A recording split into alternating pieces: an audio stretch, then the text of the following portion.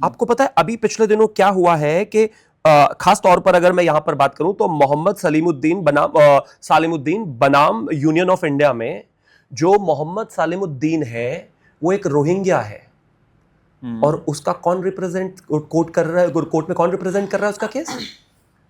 प्रशांत भूषण। अच्छा। और अब पता है प्रशांत भूषण कौन है? प्रशांत भूषण जी हमारी कंचना जी की वीडियोस अक्सर ट्वीट करते रहते हैं। कह रहे बहुत शानदार बोलती है ये बेटी, बहुत शानदार बोलती है ये बेटी, बहुत शानदार बोलती है।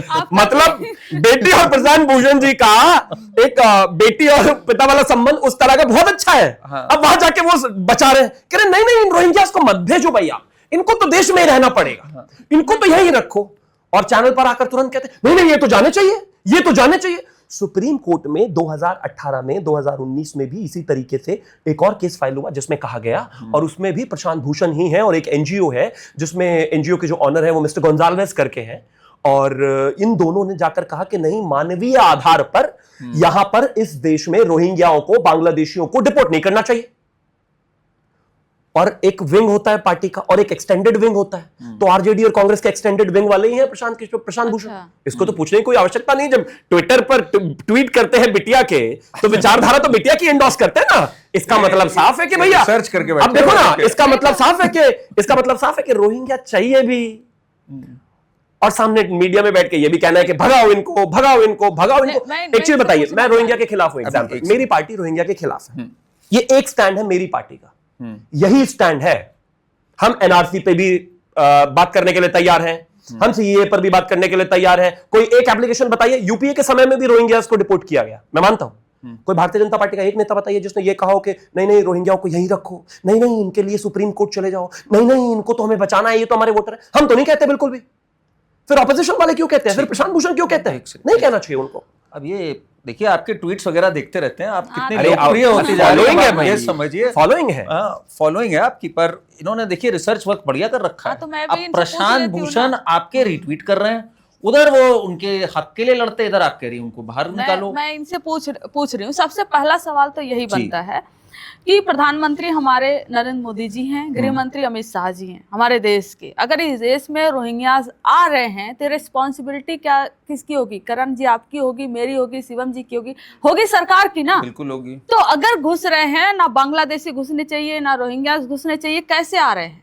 आप इसको श्योर करो। और सबसे पहले कि जब यही प्रधानमंत्री जी गुजरात के मुख्यमंत्री थे, जब हुआ करते थे, तो उस समय क्या कहते थे, भाइयों और बहनों जो ये बॉर्डर है इसकी जिम्मेदारी हमारी नहीं है, मतलब स्टेट की नहीं है, केंद्र की है, और ये घुसपैठिए आ रहे हैं। तब तो आप वहां पर आरोप लगा रहे थे। लेकिन अगर प्रधानमंत्री जी आप यह भी कहते हैं कि रोहिंग्यास आ रहे हैं, बांग्लादेशी हैं हमारे देश में, तो आप कहीं ना कहीं आप ये साबित खुद कर देते हैं कि आप एक कमजोर प्रधानमंत्री हैं जिसकी लाल लाल आंखों से कोई नहीं डरता। और लाल लाल आंखें एक सेकंड, इसका मैं तो जवाब लेता हूं, पर मुझे एक पहले आप अपना स्टैंड एक बार जरा इस पे क्लियर करिए, बिकॉज इन्होंने जो सवाल उठाया है ना कि भाई एक तरफ तो भाई प्रशांत भूषण उनके लिए लड़ने पहुंच जाते हैं, आपकी पार्टी नहीं, मैं कहूंगा इंडिया अलायंस में जो कांग्रेस पार्टी के गुलाम अहमद मीर हैं, एक जो झारखंड के टाइम पर चुनाव एआईसीसी के झारखंड इन चीफ है, उन्होंने 15 नवंबर को पिछले वर्ष 2024 में झारखंड चुनाव के वक्त कहा कि मैं गैस सिलेंडर इलीगल इन्फिल्ट्रेटर भी होंगे तो उनको भी देता हूं।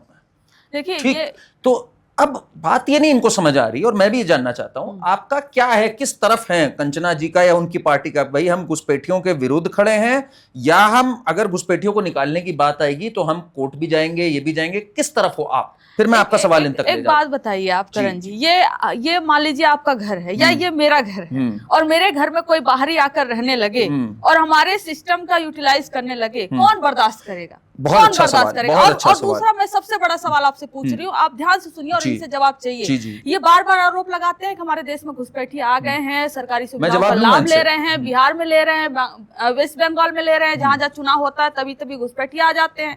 लेकिन यह बताइए कि आपको ये केंद्र सरकार को, होम मिनिस्टर को यह बताना चाहिए कि कितने घुसपैठिए हमारे देश में आए हैं और कितने घुसपैठिए सरकारी सुविधाओं का लाभ ले रहे हैं, चाहे वो पेंशन हो, चाहे राशन हो, चाहे वो आधार कार्ड हो, चाहे सरकारी नौकरियों में घुस गए हो, चाहे किसी भी तरह के जॉब में घुस गए हो, हमारे देश के किस जगह में आए हैं और इसका लाभ ले रहे हैं, इसका डेटा आपको पब्लिक डोमेन में करना चाहिए, पहली बात। और दूसरी बात कि फिर इनको आपको डिपोर्ट करना चाहिए इमीडिएट इफेक्ट से। हमारा यह स्टैंड है। बहुत अच्छा है, अभी मैं इनसे जवाब लेता हूं, पर इनका जो कहना है ना, और कई जगहों पे जो जैसे स्टेटमेंट्स आई, वो ये है कि आप लोग अंदर ही अंदर चाहते हो कि आए। आपने पूछा हमारे घर में क्यों आए घुसपैठिया, कौन बर्दाश्त करेगा कि हमारे घर में कोई घुसपैठिया आ गया।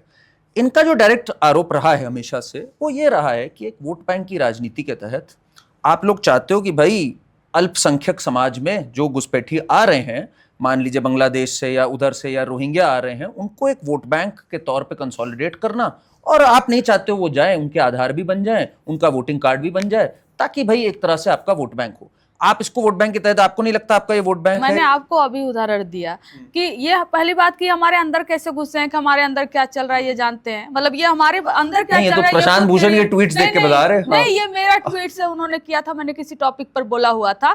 तो हमने आपको साफ साफ बताया कि भाई हम नहीं चाहते हैं कि देश में घुसपैठिया रहें, आप भी नहीं चाहते हो, तो सरकार में आप होना क्यों नहीं करते। यूपीए सरकार में 87,000 घुसपैठियों को बाहर डिपोर्ट किया गया था, और इनके सरकार में 3,000 से ज्यादा आंकड़ा नहीं है। और एक्यूरेट बता दूं 1822 है। वॉशिंगटन पोस्ट और कौन कौन सा पोस्ट कह रहे हैं, अभी यही इनके खिलाफ लिख दे तो क्या राहुल गांधी, अपोजिशन वाले, कांग्रेस हमारे देश को अस्थिर करना चाहते हैं। यही पोस्ट, वॉशिंगटन पोस्ट। अब उनका हवाला दे रहे हैं, उनका छोड़ दीजिए, भारत सरकार का क्या कहना है कि कितने आपने डिपोर्ट किए, भारत सरकार का आंकड़ा बताइए आप। अब अपने देश के मीडिया का अगर कोट कर देता तो गोदी मीडिया कह देते। नहीं, आप कोट करिए, अब मीडिया नहीं, अपने अब इंटरनेशनल कर दिया तो कह रहे हैं कि भाई क्यों कर दिया। लेकिन मैं एक चीज कहना चाहता हूँ, चलिए सरकार का मैं सबसे पहले एक चीज कहना चाहता हूँ।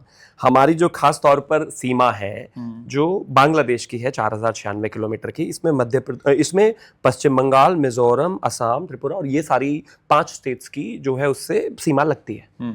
उस 4000 किलोमीटर से में मेरे देश के गृह मंत्री जी ने भी कहा था फ्लोर ऑफ द हाउस खड़े होकर कि अप्रॉक्सीमेटली 250 किलोमीटर की जो सीमा है वो अनफेंस्ड है, और इसके अलावा अगर बात करें तो 800 किलोमीटर की जो सीमा है वो इतनी दुर्गम है, जिसमें पहाड़ हैं, जिसमें नदियां हैं, बहुत ही स्थिति खराब है, दयनीय हालात हैं। और हमारी गौरवशाली सेना जिस तरीके से वहां जाकर दिन रात काम करती है, बॉर्डर को सिक्योर करती है, वो आसान नहीं है। बहुत कुछ करने के बाद भी, मतलब किसी भी तरीके से वो अनफेंस्ड बॉर्डर के अंदर रोहिंग्याज आते हैं या फिर बांग्लादेशी आते हैं। एक संप्रभु राष्ट्र की पहली एक चीज है, अब आपने देखा होगा कि इन्फिल्ट्रेशन तो जो दुनिया का कोट अनकोट सबसे मजबूत देश माना जाता है यूनाइटेड स्टेट्स, वहां भी है।